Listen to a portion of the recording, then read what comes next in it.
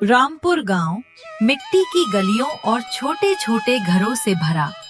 लोग मेहनत करते थे, पर मोहन का घर हमेशा परेशानियों से घिरा रहता। उसकी जमीन सूखी और बंजर थी। फसल उगती भी तो खाने तक के लिए मुश्किल से।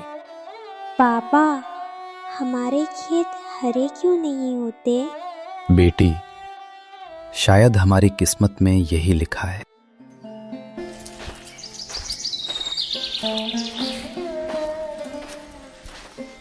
एक दिन मोहन लकड़ी काटने जंगल गया। तभी झाड़ियों से कराहने की आवाज आई। वहां उसने देखा शिकारी एक बंदर को पकड़ने की कोशिश कर रहे हैं। रुको, जानवरों पर जुल्म मत करो। मोहन ने साहस दिखाया और बंदर को छुड़ा दिया। बंदर कांप रहा था, लेकिन अचानक उसकी आंखों में चमक आई और उसने इंसानी आवाज में कहा, धन्यवाद। मेरा नाम टोपीराम है। अब से मैं तुम्हारा साथी हूँ। मोहन की आंखें हैरानी से फैल गईं, लेकिन गुड़िया तो खुशी से उछल पड़ी। पापा, एक बोलने वाला बंदर, ये तो कमाल है। मेरा दोस्त टोपीराम, क्या मजा, क्या मजा। दौड़ पकड़ो पकड़ो। मोहन टोपीराम को घर ले आया। शुरू में गांव वाले हंसे, बोलने वाला बंदर, ये तो झूठ है। लेकिन जब सबने सुना कि टोपीराम सच में बातें कर रहा है, गांव वालों की आंखें फटी रह गईं। गुड़िया उसके साथ खेलती, टोपीराम खेत में मोहन की मदद करता। धीरे धीरे वो परिवार का हिस्सा बन गया।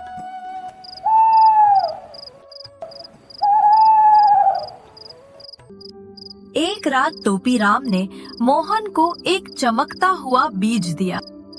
इसे बो दो, लेकिन याद रखना, इसे सिर्फ अपने लिए मत रखना, गांव वालों से भी बांटना।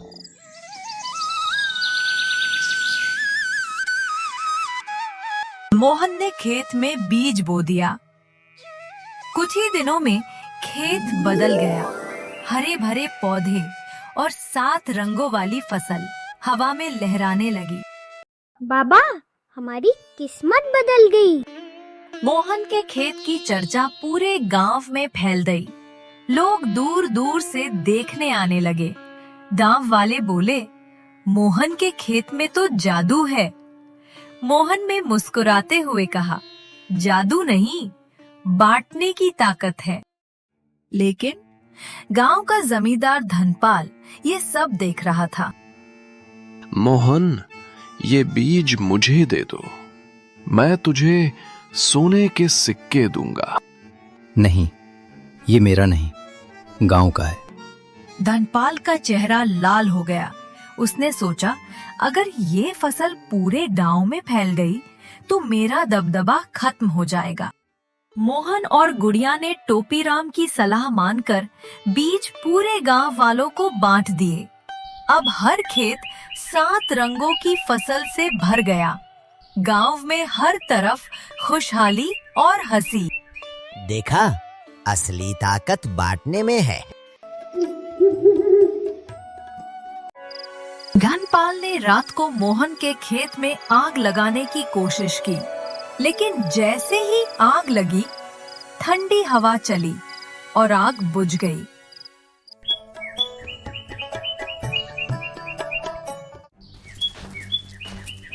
गुस्से में अगली सुबह वो अपने गुंडों के साथ आया।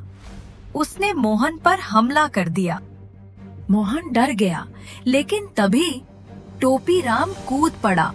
उसने वार अपने ऊपर ले लिया। मित्रता का मतलब केवल साथ नहीं, कभी कभी बलिदान भी है। टोपीराम, हमें छोड़कर मत जाना। टोपीराम के बलिदान ने गांव वालों को एकजुट कर दिया।